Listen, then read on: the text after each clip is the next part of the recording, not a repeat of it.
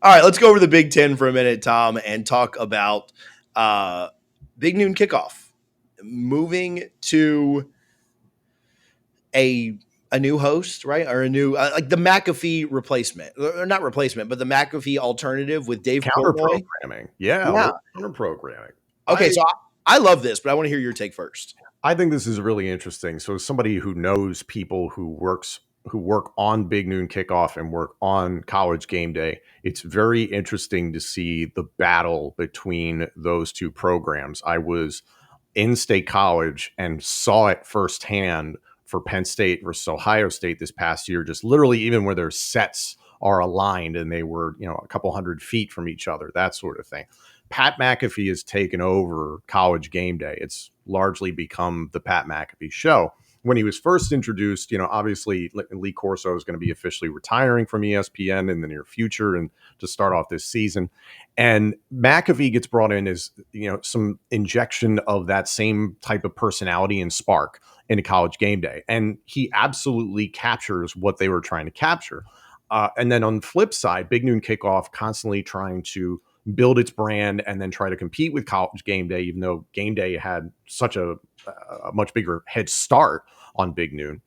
The one thing that Big Noon has lacked for a number of years is that big time personality. Yeah. And it's nothing against anybody that's on that show. I have worked with a handful of them, but Mark Ingram is a bubbly personality, but he's not McAfee by any means. I don't think anybody would confuse the two. So I think there was that attempt to how can we capture that same audience that McAfee has captured? Well, let's not forget McAfee started out at one point in his broadcasting career with Barstool. So he has those same ingredients in what he puts out now on ESPN that Dave Portnoy laid the foundation for at Barstool. So this makes sense.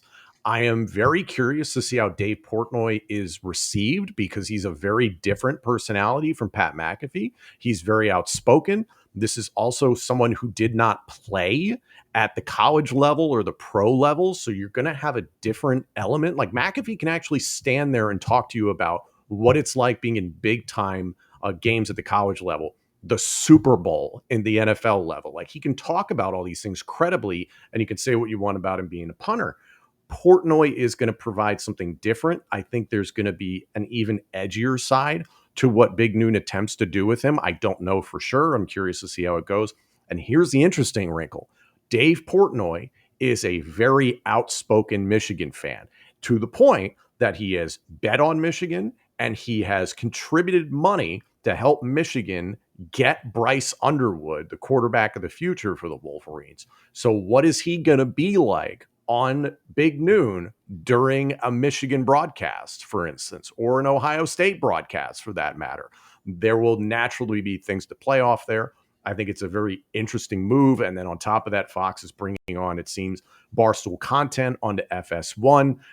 Listen, Barstool changed media. It's become much looser. It's why you and I and Cole are able to come on here and speak freely in a lot of ways that old media was not able to. So I'm really interested to see how Portnoy is received because he can rub a lot of people the wrong way. Not that McAfee hasn't. McAfee has that endearing, fun quality about him.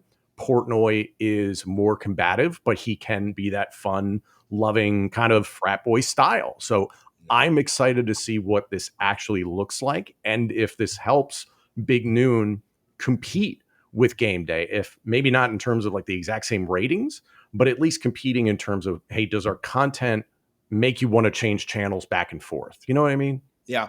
Yeah. I don't mean to get so not political because it's not really political in that vein, but a lot of people I think dislike ESPN for a lot of reasons. And whether it's, oh, they feel like ESPN's trying to push this certain narrative, whether it's political or just, so pro SEC. Not that Big Noon doesn't do that with the Big Ten. Like, that's fine.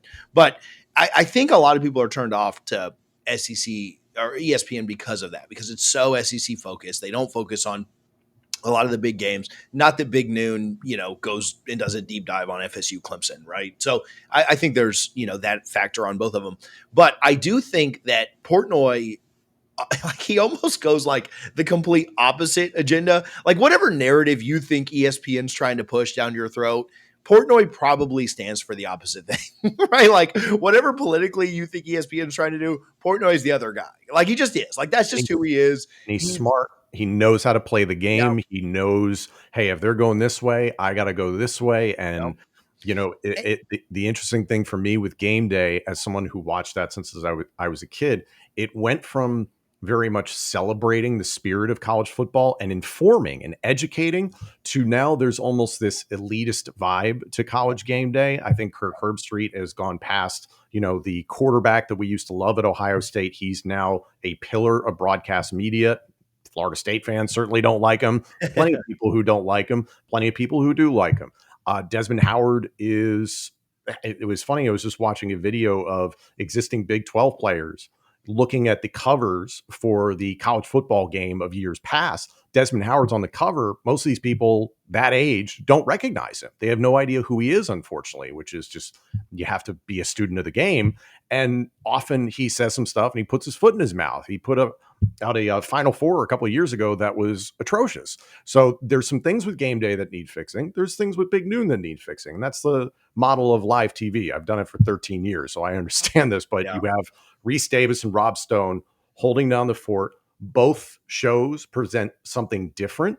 And now with Portnoy, you guarantee there's going to be something different about Big Noon on a regular basis. But again, I want to see how much he's involved because you already have a pretty full desk there for Big Noon.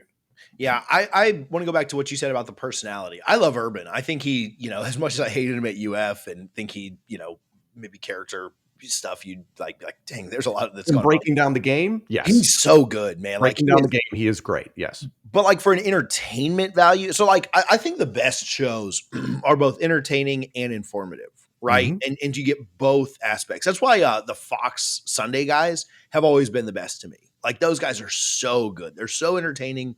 But then like Terry's hilarious. Howie's so in depth. Strahan's really good. Like he's a good blend of both. They've always been so good to me. And I've always preferred the Fox over the CBS Sunday morning thing. Like, and I'm an NFC guy being, in Tampa. So that makes sense too. But I've thought that they've done that really well.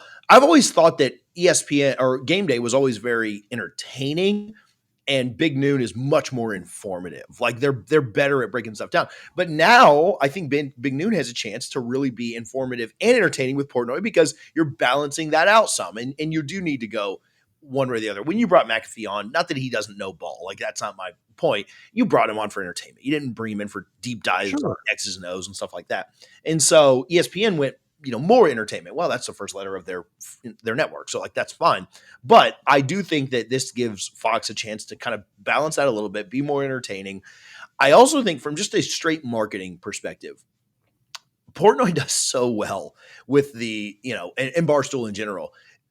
When you look at like our numbers here on College Football Addiction, it's like 60% 40 and over.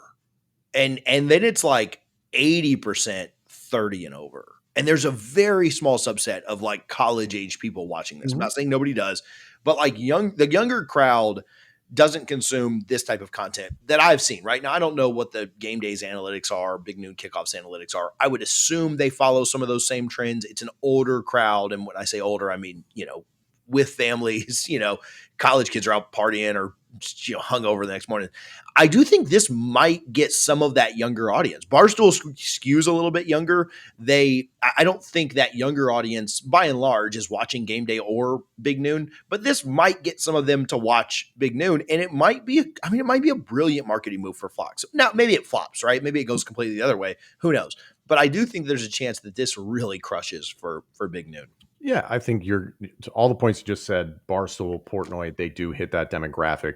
Portnoy, as I mentioned, is very outspoken. He can say some things either on air or on his own social media that may rub corporate people the wrong way. So what's the lifespan on this? No idea. I think a lot of people have been asking the same question about Pat McAfee. When does he say the thing that ultimately torpedoes the whole thing? And that's kind of the magic of it and the fun element of watching guys like this is it's unpredictable. So I think the competition's a good thing. And I'm very curious to see how Fox uses him, especially. And when there's a Michigan game on, that's going to be magic.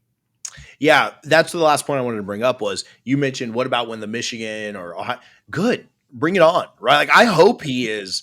And you know what, a lot of times fans of the own team, like he'll be more critical of Michigan than anybody else will. Because everybody else will tiptoe around. Like he'll be a homer. Like if they're doing well, he will absolutely rub it in and be a homer and go all in. But when they're not doing well, they lose a big game, like he will go off. And I can't wait for it. Like bring it on, you know? And I'm more critical of Florida State than you guys are, you know, when they stink. And so like he's gonna do the same thing. So I do think that he'll let the homerism show for sure. But I think that's good for it. I have no problems with that at all. The beauty of McAfee and Portnoy is they are already sitting on FU money. Right. They don't care what comes out of their mouth to a degree. Like they're going to be measured, they're going to do the right thing for the show and the performance, all that sort of stuff. But there's nothing really that these corporate entities can do to scare them. Pat McAfee is a business unto himself. If ESPN fired him tomorrow, he'd go right along and he'd probably become an even bigger star somehow. Dave Portnoy does not need Fox. Barstool, you could argue, could use Fox's reach, but in a lot of ways, the points you were saying about demographics, Fox could use Barstool's reach, and it's a symbiotic partnership.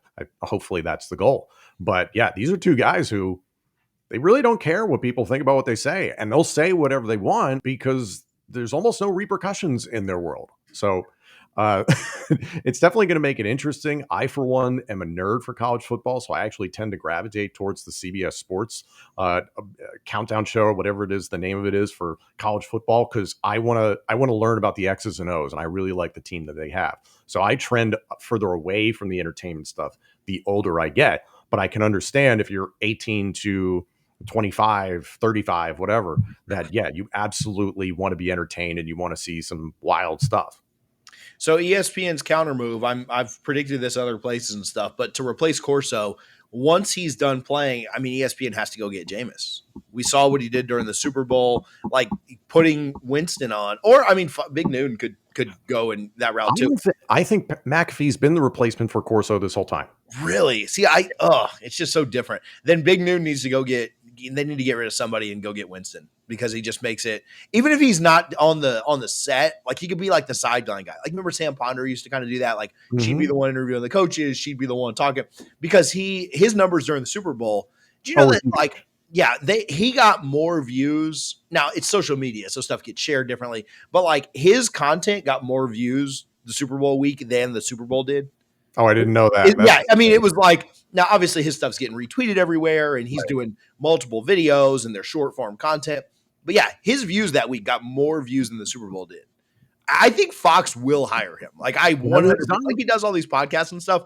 I think he will be hired probably by Fox, but by someone because everything he does is, I mean, not necessarily on the field. I hope he does well with the Giants this year, but everything he does off the field from a media perspective is absolute gold. And I think somebody will capitalize on it. Eyeballs and entertainment. That's what it's all about.